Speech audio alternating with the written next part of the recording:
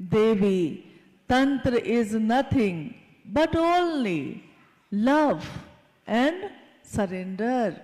तंत्र और कुछ भी नहीं है, ये प्रेम और समर्पण के सिवा। प्रेम में समर्पण होता ही होता है। कोई अगर किसी से प्रेम करता है तो इसका अर्थ है कि प्रेम गली अति सांकरी, बहुत संकरी गली है ये। प्रेम गली अति सांकरी, जामे दो न समाये। दो सत्ता में पैदा होता है ये, परंतु दोनों को एक कर देता है। तो इतनी संकरी है वो गली कि उसमें एक ही जा सकता है कोई। अगर दोनों तरफ दीवार हो, इधर भी दीवार है, इधर भी दीवार है, और इतनी पतली जगह है वहां खाली, जिसमें एक ही व्यक्ति जा सकता है, तो प्रेम की उपाधि दी गई कि दो सत्ता में पैदा तो होती है, दोनों को एक कर देती है और दोनों एक होकर उस गली से गुजर जाते हैं। प्रेम, लेकिन ये प्रेम होना बहुत कठिन है। इंसान से होना कठिन है। यहाँ तो ईश्वर की बात की जा रही है। यहाँ तो कहा जा रहा है कि भगवान से उसे ही प्रेम करिए। गुरु वही है। गुरु अपने प्रति, गुरु ईश्वर के प्रति प्रेम पैदा करते हैं। और जब शिव गुरु होंगे तो प्रेम कैसे पैदा करेंगे? किसी ने कहा हमको, किसी ने कहा आपको कि महादेव को अपना गुरु बना लीजिए, और किसी के कहने से हमने शिव को अपना गुरु बनाया है। किसी ने पहली बार आपको कहा होगा और तब आपने शिव को अपना गुरु बनाया होगा। जब किसी ने कहा होगा उस समय, जैसे हम लोग अभी बैठे हैं ना सारे लोग, याद कीजिए उस पल को, उस समय को, जिस समय में हमने शिव को अपना गुरु बनाया। जिस दिन हमने कहा, हे शिव आप मेरे गुरु हैं, मैं आपका शिष्य हूं, मुझ शिष्य पर दया कर दीजिए। जिस पल आपने कहा होगा उस पल को याद करिए। तो अभी जैसे ही ये बात, ये विचार हमारे मन में, हमारे दिमाग में प्रवेश करता है, वैसे ही हमको महसूस होता है कि किसी ऊर्जा का संचरण हमारे मन, मस्तिष्क और मेरे इस शरीर में आता जा रहा है, आता जा रहा है।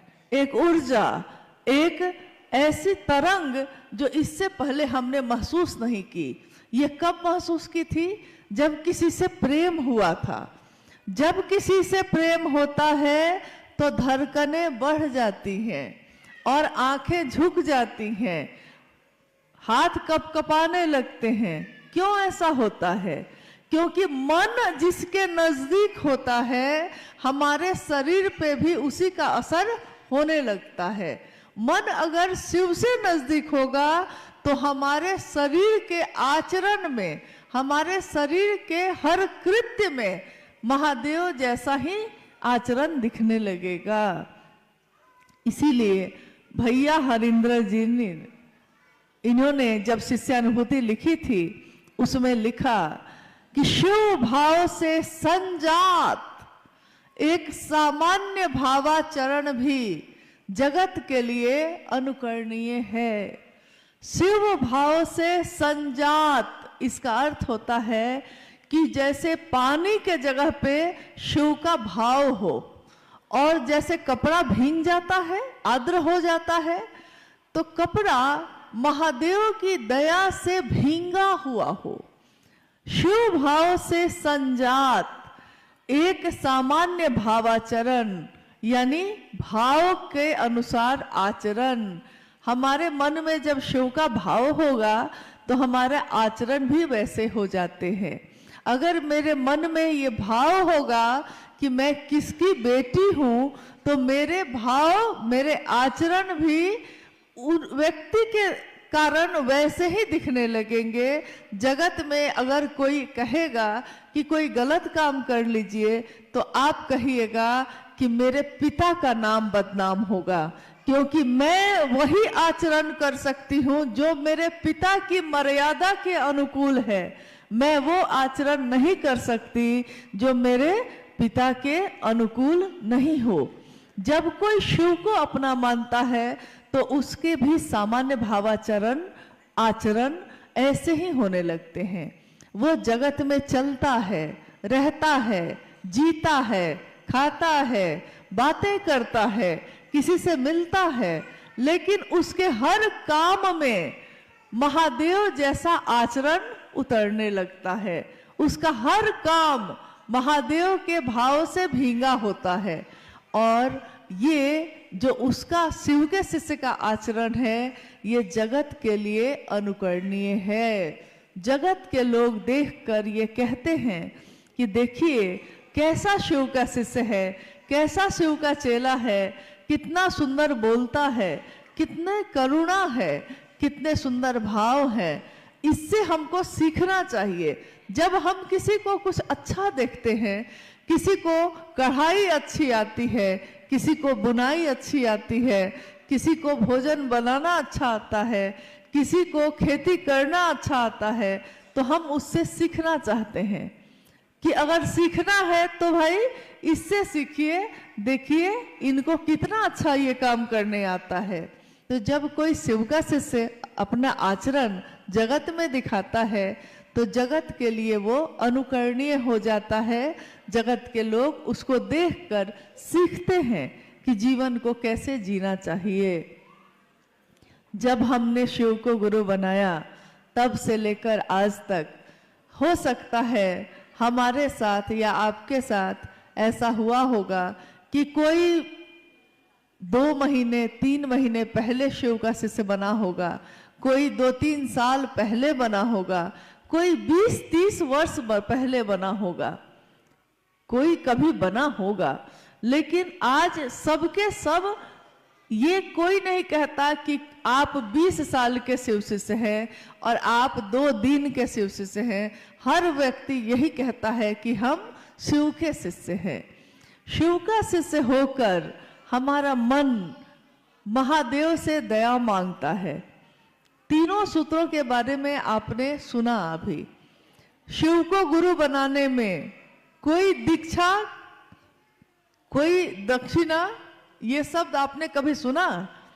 क्योंकि शिव को गुरु बनाने में दीक्षा, गुरु की दया ही उनकी दीक्षा है। शिव की दया ही इंसान के, मानव के मन में दीक्षा का काम करता है। बीए का रोपण, बीज का रोपण, शिव का एक नाम है ज्ञानवापी महादेव। ज्ञानवापी महादेव का अर्थ होता है ज्ञान का वपन करने वाले, ज्ञान का रोपण करने वाले। जैसे खेत में कोई धान का रोपण करता है, वैसे ही हम सभी इंसानों के मन में शिव गुरु के रूप में ज्ञान का रोपण करते हैं। जब महादेव ज्ञान का रोपण करते हैं तो हमारा मन उनको गुरु मानने लगता है। लेकिन ये मेरा स्वभाव बन जाए, शिव को गुरु मानना मेरा स्वभाव बन जाए, मुझको ऊपर दिखावा में ये ना करना पड़े, मैं सचमुच में उसी भाव में आ जाऊं। स्वभाव का अर्थ होता है जैसा अपनी माँ के लिए है, पुत्री का स्वभाव, पत्नी का स्वभाव, पति का स्वभाव अपने आप होता है ये। लेकिन जब ईश्वर के लिए हम कहते हैं कि मेरा स्वभाव हो जाए, तो इसके लिए हमको प्रयत्न करने पड़ते हैं, इसके लिए हमको प्रयास करना पड़ता है। शिव को गुरु बनाने के लिए, स्वस्फूर्त जागरण के लिए मेरे हृदय में, मेरे मन में शिव का भाव स्वस्फूर्त हो जाए, खुद ही खुद प्रकट हो जाए, इसके लिए मैं क्या करूं? तो इसके लिए कहा गया, साहब ने कहा कि पहला सूत्र है शिव से दया मांगना। मन ही मन जब हम शिव से दया मांगते हैं, हे शिव आप मेरे गुरु हैं, मैं आपका शिष्य हूँ, मुझ शिष्य पर दया कर दीजिए, तो महादेव की दया मेरे मन में जब मेरा मन बार बार उसकी आवृत्ति लेता है, मन ही वो साधन है। तो मन जिस बात को बार बार दोहराता है, बार बार उसकी आवृत्ति लेता है, तो धीरे धीरे हमारे मन पे उसी बात की, जिसकी हम आवृत्ति ले रहे हैं, उसी बात की छाप पड़ जाती है। कोई अगर दिन रात पैसे पैसे पैसे पैसे यही बात करता है, तो उसकी नींद में भी उसको पैसा ही दिखने लगता है। हमने देखा है कभी कभी कि जब शाम में, संध्या बेला में, हमारे घर परिवार में कभी कभी ऐसा होता था, हम लोग छोटे थे तो उस समय याद है मुझको, कि घर में परिवार के बहुत लोग बैठे हैं और कुछ नाते रिश्तेदार के लोग भी आ गए हैं, तो बहुत लोग बैठे हैं। तो जब बहुत लोग हो जाते हैं तो कोई एक बात शुरू होती है और धीरे धीरे सारे लोग उसी बात में शामिल हो जाते हैं। तो एक बार क्या हुआ कि शाम हो रही थी, अंधेरा हो रहा था, तो अचानक किसी एक व्यक्ति ने भूत प्रेत की बात शुरू कर दी। भूत ऐसा होता है, प्रेत ऐसा होता है, महाप्रेत ऐसा होता है, चुड़ैल ऐसी होती है, पिशाच कैसा होता है।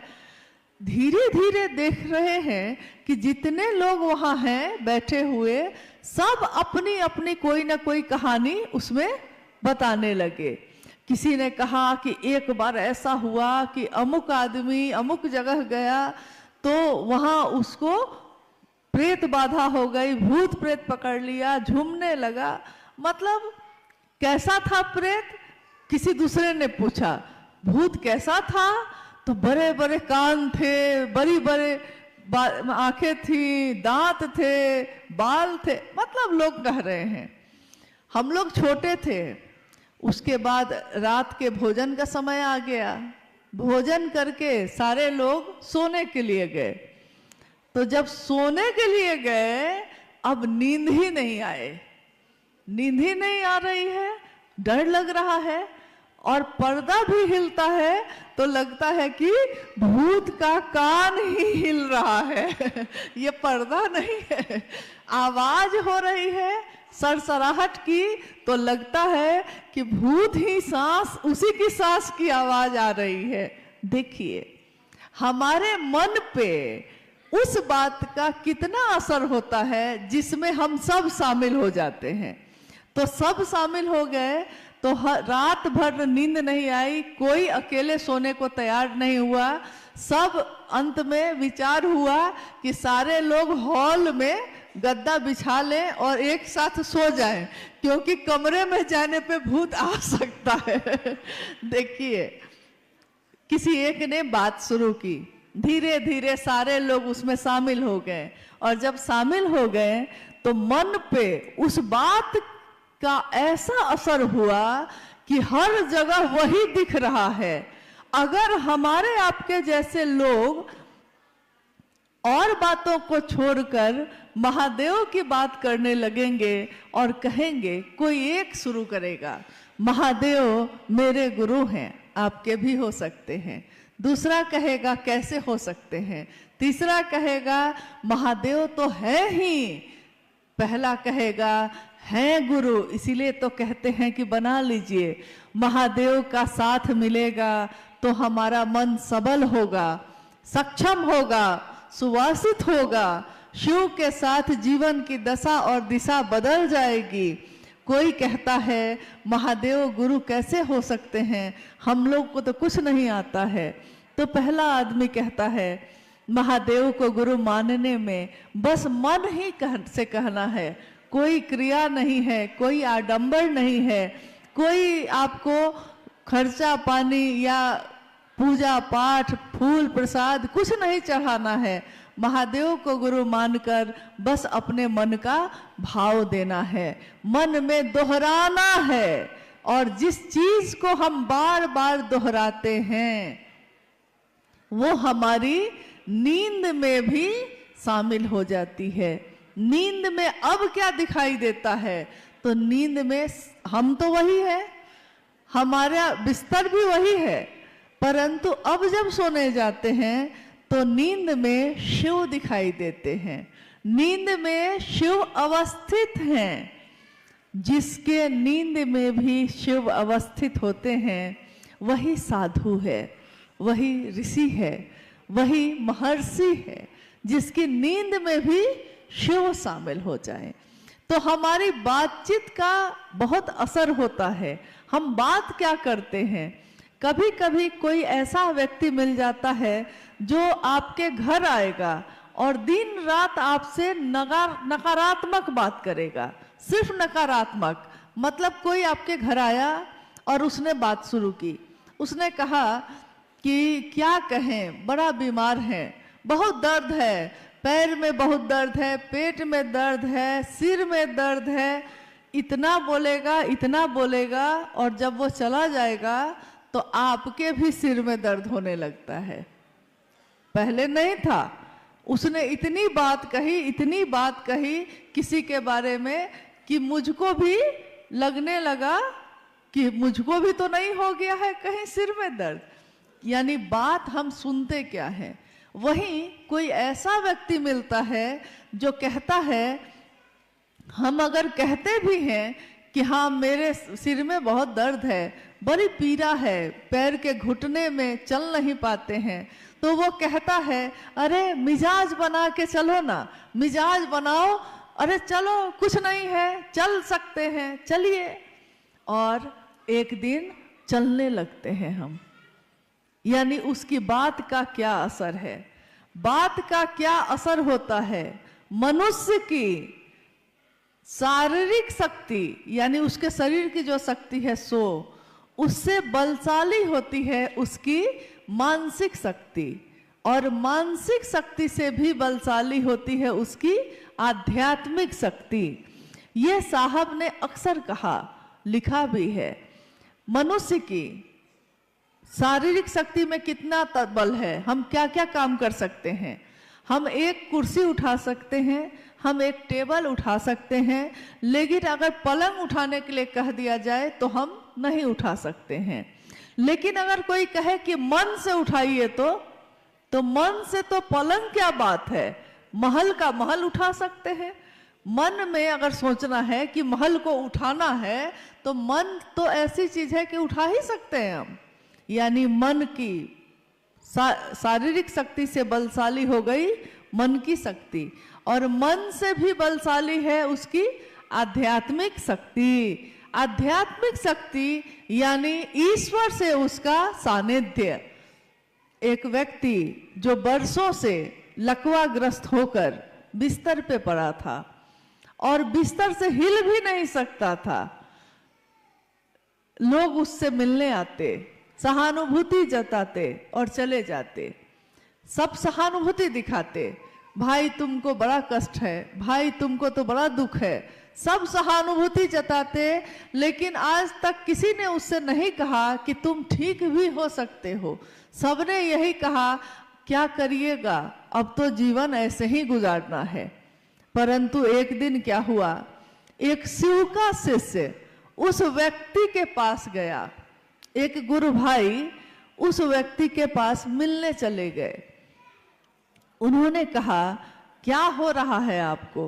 तो उसने कहा कि बरसों से बिस्तर पे ही पड़ा हूं, लकवाग्रस्त हूं, हिल नहीं पाता हूं, सारे काम बिस्तर पे ही करने पड़ते हैं। गुरु भाई ने, शिव के शिष्य ने कहा महादेव को गुरु बनाइए ना, लेटे लेटे ही महादेव से दया मांगिएगा, महादेव को प्रणाम करिएगा, और अगर कोई मिल जाए, आए कोई मिलने, उससे महादेव की बात करिएगा। बड़े अविश्वास में, बेमान से उस व्यक्ति ने जो बिस्तर पे था मान तो लिया, परंतु उसके मन में विश्वास नहीं था। एक दिन उस गांव में आग लग गई। जैसे बिहार, उत्तर प्रदेश, ये सब राज्य में जब जाइएगा तो गांव, यहाँ पहाड़ पे तो एक घर यहाँ है तो दूसरा घर उतनी दूर है ऊपर में, तो तीसरा घर एकदम नीचे में है। परंतु बिहार और उत्तर प्रदेश, झारखंड, ये सब में जाइएगा तो एक घर के ठीक बगल में दूसरा घर है, फिर तीसरा घर है। एकदम नजदीक नजदीक घर है। एक गांव में 700-800 घर है, 3-3 हजार घर है एक ही गांव में। तो जब आग लगेगी तो इतना नजदीक है दूसरा घर कि उसमें भी आग लग जाएगी, उससे लगते लगते पूरा गांव में आग लग जाती है। एक दिन उस गांव में आग लग गई और आग धीरे धीरे एक घर से दूसरे घर में पहुंचने लगी। गांव में हल्ला मच गया, लोग अपने घर से बाहर भागने लगे। अगर घर के अंदर आग लगेगी तो हम बाहर ही भागेंगे ना, सब भागने लगे। भागते समय किसी को ध्यान नहीं रहा कि वो व्यक्ति जो लकवा मारा हुआ था जिसको, वो तो बिस्तर पे था, उसके बारे में किसी को ध्यान ही नहीं आया। सब अपने प्राण बचाने के लिए बाहर भागने लगे। बाहर भागते भागते लोगों ने देखा कि जो बरसों से बिस्तर से हिला भी नहीं था और उस दिन वो दौड़ते हुए बाहर भाग रहा है। तब लोगों को ध्यान आया कि अरे ये तो अंदर ही था, लेकिन ये दौड़ कैसे रहा है। लोग आग को छोड़कर उसी से पूछने लगे कि भाई तुम दौड़ कैसे पाए, तुम तो हिल भी नहीं पा रहे थे। उसने कहा कि भैया पहले मैंने सोचा कि अब कोई आएगा मुझको बचाने, अब कोई मेरा खटिया लेके बाहर जाएगा, लेकिन कोई नहीं आया। मैंने देखा कि सारे लोग बाहर भाग गए, मुझको बचाने कोई नहीं आया। तो आपने जो कहा था ना महादेव से दया मांगना, मैंने मन ही मन महादेव से दया मांगनी शुरू की। महादेव दया कर दीजिए, महादेव दया कर दीजिए, महादेव दया कर दीजिए। और मेरा मन, मुझको भी नहीं पता है कि मेरा मन लगा जैसे कि भैरव जैसा हो गया हो, और कब मेरा शरीर खड़ा हुआ और कब मैं दौड़ने लगा मुझको पता ही नहीं चला। देखिए, मन ने शरीर को कैसे खड़ा कर दिया। शरीर ने मन का सहारा लिया, मन ने ईश्वर का, भगवान शिव का सहारा लिया, और भगवान शिव का सहारा लेने पे आपकी मानसिक और शारीरिक सारी चीजों की चिकित्सा शिव करते हैं, क्योंकि वो वैद्यनाथ भी हैं। वेदों के वैद वैद्यनाथ, महावैद्यनाथ, उनका एक नाम ये भी है। मनुष्य का जिसका साथ वो लेता है, हम जिसका साथ लेंगे, मेरा मन भी उसकी जैसा बनने लगेगा। हम शिव का साथ लेंगे तो मानवता, शिव का सानिध्य लेने वालों के लिए मानवता सबल होगी, सुवासित होगी, सक्षम होगी। साहब ने कहा कि मैं नहीं जानता कि संसार की दशा और दिशा शिव के बगैर कैसी होगी, परंतु यह मैं जानता हूं कि शिव के साथ यह मानवता सबल होगी, सक्षम होगी, सुवासित होगी। अस्तु, आओ चले शिव की ओर। इसलिए उन्होंने कहा कि सब चले शिव की ओर, चाहे वो कोई बुजुर्ग हो, चाहे वो कोई युवा हो, चाहे कोई बच्चा हो। बच्चा बच्चा जिस दिन शिव को अपना गुरु बनाएगा, उस दिन पत्ता पत्ता जब नमः शिवाय बोलेगा, उस दिन सचमुच में लगेगा कि महादेव मेरे आपके गुरु हो गए। महादेव ने कभी किसी से कुछ लिया नहीं है, सबको दिया ही दिया है। आपने सुना, अभी अनु भैया अपनी चर्चा में कह रहे थे, उन्होंने शिव के भक्त रावण का जिक्र किया। रावण जिसके बारे में लोग उसकी भक्ति से उसको नहीं जान पाए। लोग रावण को किस लिए जानते हैं? रावण भक्त तो था। रावण के लिखे हुए शिव तांडव स्तोत्र आज भी लाखों घरों में प्रतिदिन लोग गाते हैं। जटाटवी वाला जो आप सुनते हैं शिव तांडव स्तोत्र, लाखों घरों में इसको गाए जाते हैं। परंतु रावण का एक रूप ऐसा हो गया जिसने उसकी सारी अच्छाई पे पर्दा डाल दिया। रावण भक्त था, रावण शिव के प्रति समर्पित था। उसने शिव से लिया, परंतु उसने ज्ञान नहीं लिया। संपत्ति ली, ज्ञान भी ले लेता, बस इतनी ही तो बात थी। पिताजी से खेत ले लिया, खेती करने का ज्ञान भी ले लेते तो खेती कर सकते थे। पिताजी से लड़ के दुकान में बंटवारा तो कर लिया, लेकिन दुकान चलाई कैसे जाती है इसका ज्ञान भी ले लेते तो दुकान चला सकते थे। इसी तरह रावण के साथ भी हो गया। परंतु आपने सुना होगा कि आज भी जब भी बात आती है कि सीता के अपहरण की, हरण कर लिया रावण ने, तो क्या दृष्टांत था, क्या दृश्य था? एक कुटिया में है सीता और रावण क्या बन के गया वहां? रावण वहां गया, रावण बन के गया था, गया तो था हरण करने, लेकिन बन के क्या गया था? साधु। देखिए, बन के वो गया साधु। साधु बनना आसान है, क्योंकि उसमें क्या करना है? गेरुआ कपड़ा पहन लेना है, रुद्राक्ष की माला पहन लेनी है, तो साधु बन गए। लेकिन साधु होना बहुत कठिन है, साधु होना बहुत मुश्किल है। उसी तरह बन के गया था साधु, हरण किया मां सीता का, तो लज्जित कौन हुआ? रावण नहीं, क्योंकि रावण को तो यह करना ही था। लज्जित वहां साधुता हो गई। इसलिए आज भी, कब की यह कहानी है, कितने सालों पहले की कहानी है, लेकिन आज भी साधु वेश में भी किसी को हम देखते हैं तो हम उस पर विश्वास नहीं करते तुरंत। हमको लगता है कि पता नहीं ये सही में साधु हैं भी कि नहीं हैं, कहीं बन के तो नहीं आ गए। एक रावण ने ऐसा किया है तो दुर्गामी परिणाम है उसके कि आज भी साधु पे लोग जल्दी भरोसा नहीं कर पा रहे हैं, जबकि करना चाहिए। ये तो भेष ही ऐसा है, नहीं कर पाते।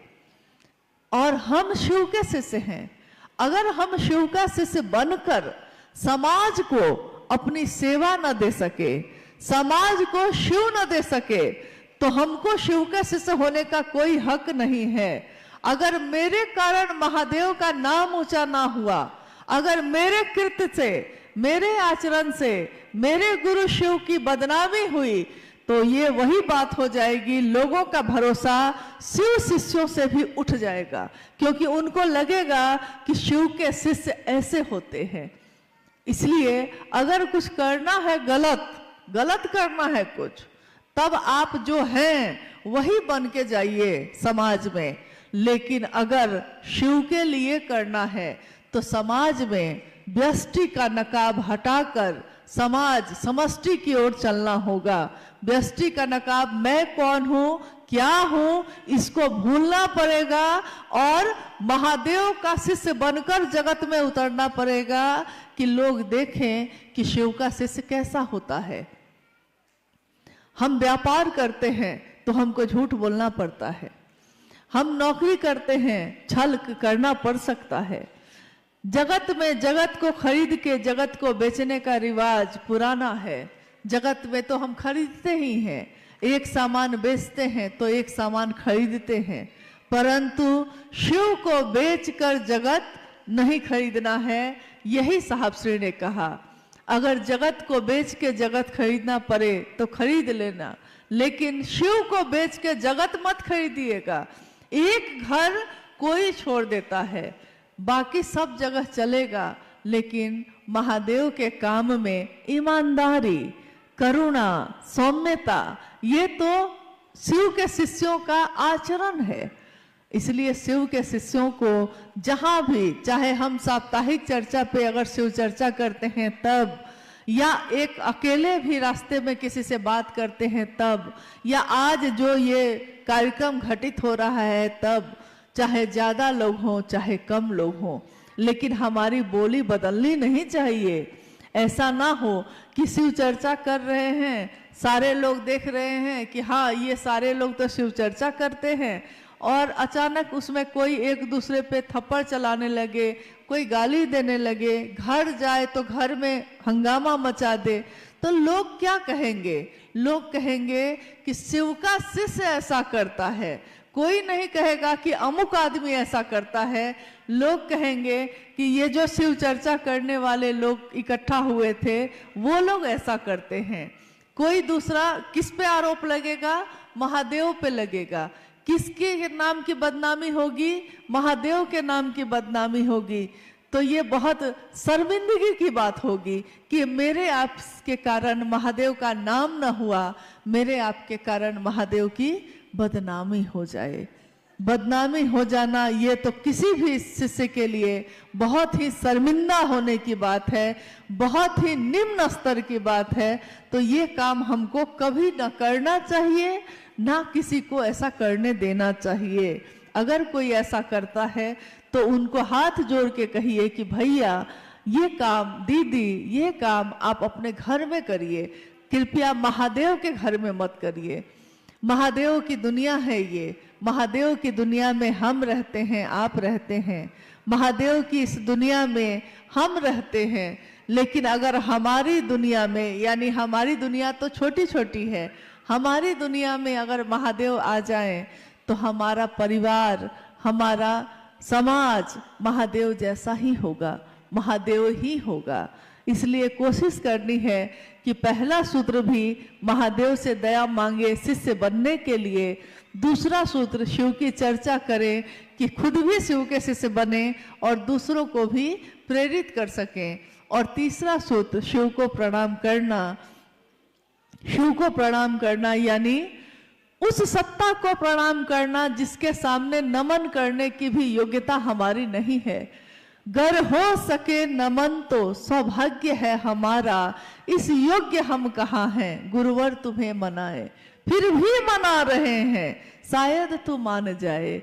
हम महादेव को मनाते हैं, हम महादेव को प्रणाम करते हैं, हम इस योग्य नहीं, तब भी कोशिश करते हैं कि ऐसा हो जाए। आइए हम लोग कुछ जिज्ञासाओं पे बात करते हैं। मंच पे आई होगी। जिज्ञासा का अर्थ होता है कि किसी के मन में कोई बात पैदा होना, किसी के मन में कोई समस्या पैदा हो जाना, या कोई ऐसी बात जो मेरी समझ में ना आ रही हो तो उसको हम लोग पूछ सकते हैं। ज़्यादा अच्छा है कि अगर मन भ्रमित हो, अगर कोई किसी के बारे में कुछ कहता हो तो उसे व्यक्ति से पूछना चाहिए।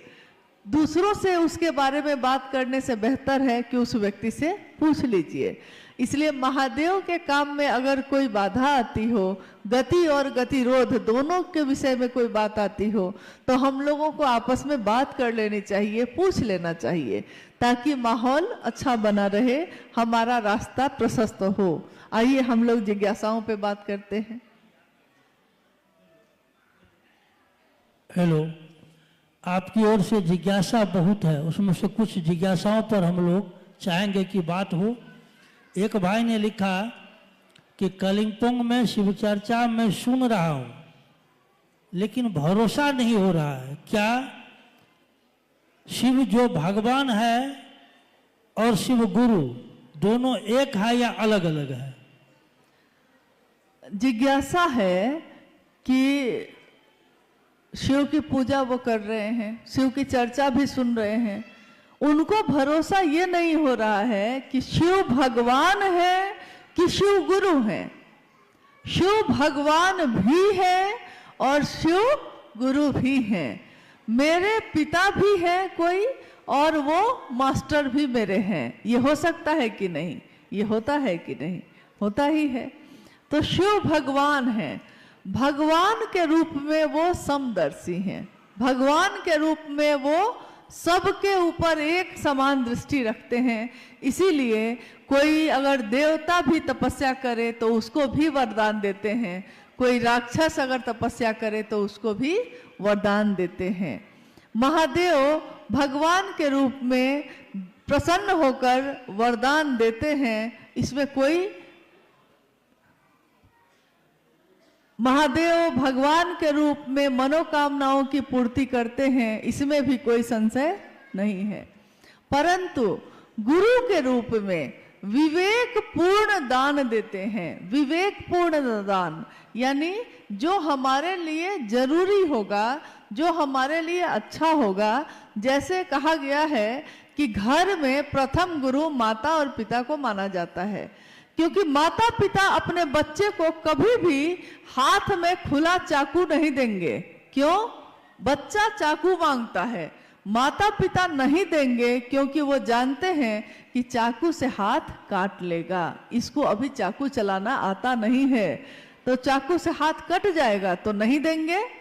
देखिए, माता पिता है वो, लेकिन यहाँ उन्होंने एक गुरु के तरह विवेकपूर्ण दिया या नहीं दिया, क्या देना ठीक होगा, क्या देना नहीं ठीक होगा। बच्चा कहता है कि हम 10 बजे रात में जाएंगे अपने दोस्त के यहाँ, माँ कहती है ना, दिन में जाना, और मानती है, लेकिन किस बात पे कि दिन में जाना, रात में नहीं जाना है। यहाँ उसने क्या किया? विवेक पूर्ण होकर उसकी बात को माना, बच्चे की बात को माना, लेकिन विवेक का भी प्रयोग किया। तो महादेव जब गुरु के रूप में होते हैं तो वो विवेक पूर्ण दान देते हैं, जो इंसान के जीवात्मा के लिए, जीवात्मा के इस जीवन के लिए अच्छा होगा, सुंदर होगा, उसी के लिए वो वही दान देंगे। अगर नहीं ठीक होगा तो वो नहीं देंगे गुरु के रूप में, और ठीक होगा तो गुरु के रूप में वो भी दे सकते हैं जो हमारे भाग्य में भी नहीं हो, जो हमारी रेखाओं में भी ना हो, वो भी गुरु अहर्निश देते हैं, देते आए हैं। देखिए, जिज्ञासा आपकी है, हमारी जिज्ञासा नहीं है। आप चैन से बैठे, कुछ एक जिज्ञासा आई है कि भारत भूखंड पर गुरु और सदगुरुओं का भरमार है, फिर आज ये जगत गुरु शिव की बात क्यों? हाँ, एक ये जिज्ञासा है महत्वपूर्ण कि भारत भूखंड पे गुरु परंपरा की भरमार है, गुरु और शिष्य परंपरा इसकी भरमार है, फिर आज ये शिव के गुरु स्वरूप की बात क्यों हो रही है? भारत भूखंड पे गुरु की भरमार है, ये बात सही है। शरीरधारी गुरुओं की कोई कमी नहीं है, लेकिन कोई शरीरधारी गुरु भी एक दिन शरीर में नहीं रहते, तब हमको अंतर होना पड़ता है, अपने मन को उनसे मिलाना पड़ता है। मान लीजिए आपने कभी किसी शरीरधारी गुरु को गुरु माना होगा, लेकिन अगर वो बाद में शरीर में नहीं रहते हैं, फिर भी उनकी परंपरा शिष्य की चलती ही रहती है, क्योंकि शिष्य मन से मिलता है अपने गुरु से, और सही गुरुओं का अभाव भी है। प्राचीन समय में ऐसे बहुत सारे ऋषि मुनि या ऐसे गुरु हुए जिनके कारण धरती के लोग अच्छा जीवन जी पाए। कभी किसी ने कहा कि त्रेता युग है, ये सतयुग है ये, लेकिन आज जो युग है ये कलयुग है, और कली युग में ऐसा नहीं कि सारा कुछ खराब हो गया है। हालांकि शिव पुराण में शास्त्र ने कहा कि एक दिन ऐसा आएगा जब जगत के लोग धर्म से विमुख हो जाएंगे, गुरु और शिष्य परंपरा भी जाती रहेगी, और पाप और अनाचार का बोलबाला हो जाएगा। परंतु उस समय भी एक ही चीज हम सबके बीच बचेगी, एक ही विकल्प, एक ही चीज बचेगी, नमः शिवाय। शिव पुराण ये कहता है, आज का तो नहीं है, हजारों साल पहले लिखा गया ये ग्रंथ ये बता रहा है, आज ये घटित हो रहा है कि आज हम जैसे मानव के पास एकमात्र विकल्प है शिव की शिष्यता। यानी शिव को जो हम प्रणाम करते हैं नमः शिवाय से, नमः शिवाय में शिव का मंत्र है ये, तो शिव का चैतन्य है जो हमारे मन में, हमारे चैतन्य में होता है, हम अक्सर उसी की बात करते हैं। अभी देखिए, मुझको एक घटना याद आई जो साहब और दीदी ने अपने जीवन की बताई।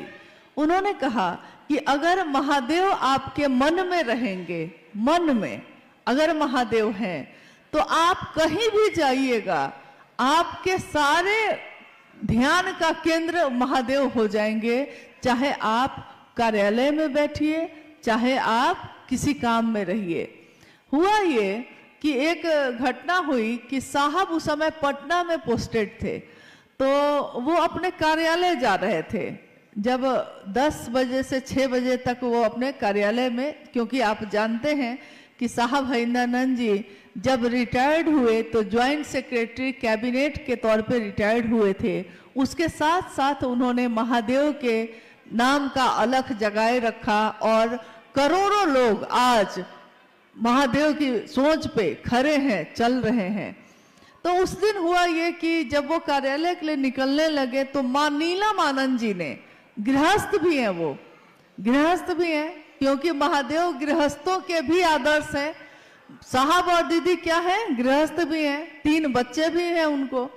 तो जब निकलने लगे तो मां ने उनसे कहा कि कटहल लेते आइएगा, उधर से जब ऑफिस से लौटिएगा। हमारे पति भी जब बाहर जाते हैं तो हम लोग उनसे कुछ ना कुछ डिमांड कर ही देते हैं कि जब आइएगा तो ये लेते आइएगा, ये लेते आइएगा। तो माँ ने कहा कि कटहल लेते आइएगा। कटहल क्या है, एक सब्जी है, फल भी माना जाता है उसको, कटहल ही तो है, लेते आइएगा। साहब ने कहा कि लेता आऊंगा। अपनी जीप में बैठे, जिप्सी में कार्यालय चले गए। साहब ने कहा कि रास्ते में मैं दोनों तरफ सब्जी वाले को देखता रहा कि कटहल है कि नहीं है। नहीं था, दिन में तो दुकान लगी नहीं थी। सोचा कि कार्यालय जाकर चपरासी को भेजूंगा। कार्यालय में गए, उन्होंने चपरासी को बुलाया और कहा कि बाजार में जाके देखो तो कि कटहल आया है कि नहीं। चपरासी बाजार चला गया, लौट के आया, उसने कहा जी अभी नहीं आया है। फिर साहब काम में व्यस्त हो गए। फिर अब शाम में जाना है, चपरासी से फिर बुला के कहा अब देखो तो कि आया कि नहीं कटहल बाजार में। चपरासी फिर गया, उसने कहा आ गया है सर। उधर से कटहल लेके आए, गाड़ी में रखी गई। कहा एक ज्वाइंट सेक्रेटरी कैबिनेट और कहा वो कटहल के लिए परेशान हो रहे हैं। साहब ने कहा क्या मैं कटहल के लिए परेशान हो रहा था? नहीं, मेरे ध्यान में नीलम थी, मेरे ध्यान में नीलम थी। तो नीलम ने क्या कहा है ये भी मेरे ध्यान में था।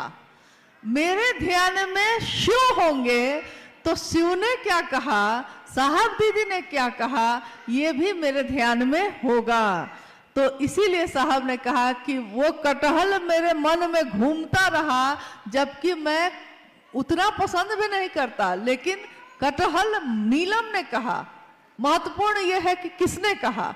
तो यहाँ जब हम शिव को गुरु मानते हैं तो महत्वपूर्ण यह है कि हमने किसके कहने से माना, कौन है जो हमारे दिन और रात में भी हमारा साथ नहीं छोड़ता, जो हमारे चित्त में हमेशा विराजमान रहता है, जिसके लिए हम कहते हैं महादेव साहब दीदी बैठे हैं मेरे सीने में। हम ये कहते ही रहते हैं क्योंकि हमारे मन का ध्यान भी उन्हीं के आसपास घूमता रहता है। तो हमको याद रहता है कि साहब ने क्या कहा, क्यों कहा, क्या करना चाहिए हमको। अगर हमको याद ना रहे तो हमको ये भी याद नहीं रहेगा कि उन्होंने क्या कहा। ये याद इसीलिए है क्योंकि वो भी याद है।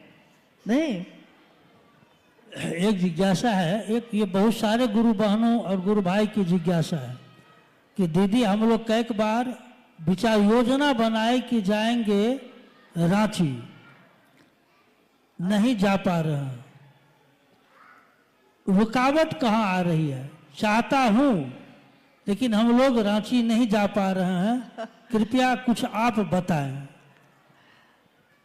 जिज्ञासा आपने सुनी है कि जिज्ञासा ये है कि कुछ गुरु बहनों की है कि वो लोग हर कुछ दिन के बाद तैयारी करते हैं कि रांची जहाँ साहब का स्थल है उपवन, हम लोग हर धाम जाते हैं, मेरे साहब की जगह है, हम लोग वहाँ भी जाना चाहते हैं, तो हम लोग तैयारी कर लेते हैं, लेकिन जा ही नहीं पाते हैं। तो रुकावट कहाँ आ रही है? रुकावट कहीं नहीं होती। अगर हम किसी पर निर्भर हो जाते हैं तब रुकावट होती है। जैसे जब हम लोगों ने यहाँ आने का प्रोग्राम बनाया तो कुछ लोगों ने कहा कि कलिम्पोंग में बहुत ठंड होगी दिसंबर में, मत जाइए, अप्रैल में जाइएगा। लेकिन चलने वाला जब चल देता है तो वो उसी में एडजस्ट हो जाता है, मतलब ठंड है कि गर्मी है उसी में ढल जाता है। तो हम लोग चले आए। रोकने वाले तो रोकते ही हैं, कहने वाले तो कहते ही हैं। कोई कहता है चल सकते हो, कोई कहता है नहीं चल सकते हो, कोई कहता है जाना चाहिए, कोई कहता है क्यों जाना चाहिए, मत जाइए। लेकिन मेरा मन क्या कहता है? मेरे कौन है वो जिनके लिए हम जाना चाहते हैं, जिनके पास जाना चाहते हैं? साहब और दीदी आज सबके साथ हैं, आप भी तो हम लोग के साथ हैं। तब भी हम लोग आए कि नहीं, आते हैं कि नहीं? कभी सिक्किम आते हैं, कभी सिलीगुड़ी आते हैं, कभी कलिम्पोंग भी आ गए। आज से 15-16 साल पहले साहब के साथ आए थे हम लोग कलिम्पोंग। यहाँ के टाउन हॉल में वो कार्यक्रम किया गया था। आज इतने सालों बाद फिर से कलिम्पोंग में आने का मौका मिला तो सारी स्मृति, सारी बातें याद आने लगी। मुझको याद है कि जब टाउन हॉल से निकलकर हम लोग कार्यक्रम के बाद निकलकर होटल जा रहे थे तो रास्ते में एक फुटबॉल का मैदान था, शायद किसी स्कूल का था, कहाँ का था, कोई फुटबॉल मैदान है, टाउन हॉल से निकलने के बाद रास्ते में था। तो साहब ने कहा कि कलिम्पोंग में महादेव का काम इतना हो कि एक दिन मैं आऊंगा, इस फुटबॉल ग्राउंड में महादेव की चर्चा हो।